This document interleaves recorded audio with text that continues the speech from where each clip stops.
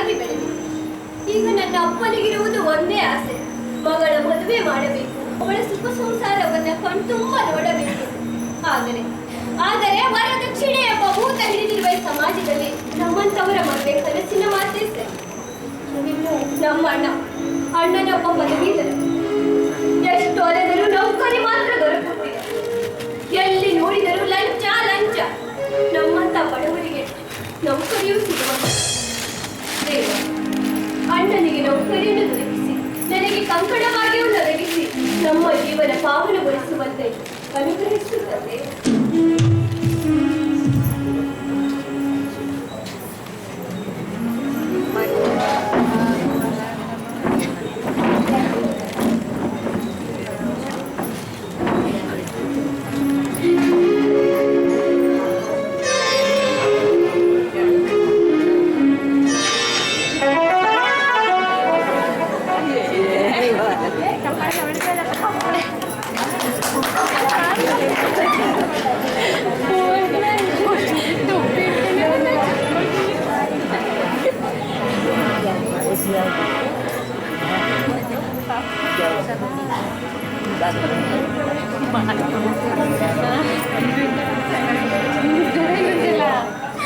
ಎಷ್ಟೊಂದು ನಿಷ್ಠುರಲ್ಲಿ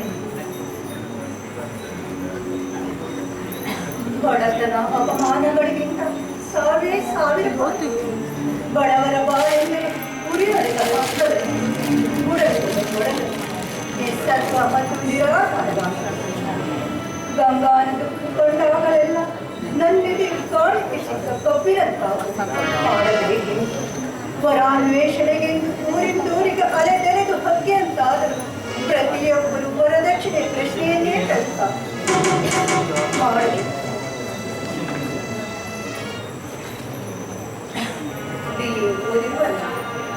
ಪರದೇಶದ ಅಭ್ಯಾಸಕ್ಕಾಗಿ 5 ಲಕ್ಷ ರು ಕೊಟ್ಟರೆ ಬಂಗಾಳ ಪಡೆಯುವೆನೆಂದು ತಿಳಿಸಿದ್ದಾರೆ. ಹೊಡೆದಾಟಿನ ಮೇಲೆ ಅಂಬಿಗರ ಹಂಗೆ ಎನ್ನುವ ಹಾಗೆ ಪ್ರಾಣ ಪಡೆದುಕೊಂಡು ಪರದೇಶಕ್ಕೆ ಹೋಗಿ ಪರನಾರಿಯನ್ನು ಬಂದರೆ ಈ ಹಣಕ್ಕೆ ಹಣವು ಹಾಳು, ತಲೆಯೂ ಓಡು.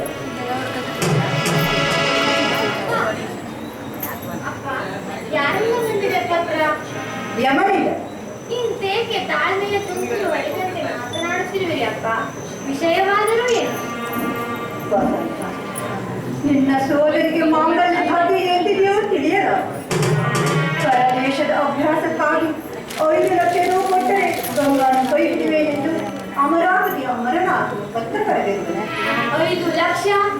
5,000 ರೂಪಾಯಿಗಳನ್ನು ಕಾಣದಿದ್ದ ಈ ಕಂಗಳು 5 ಲಕ್ಷ ರೂಪಾಯಿಗಳನ್ನು ಎಲ್ಲಿ ಮರೆಸಬೇಕು ಅಪ್ಪ? ಸಿರಿವಂತಿಕೆಯ ಸುರ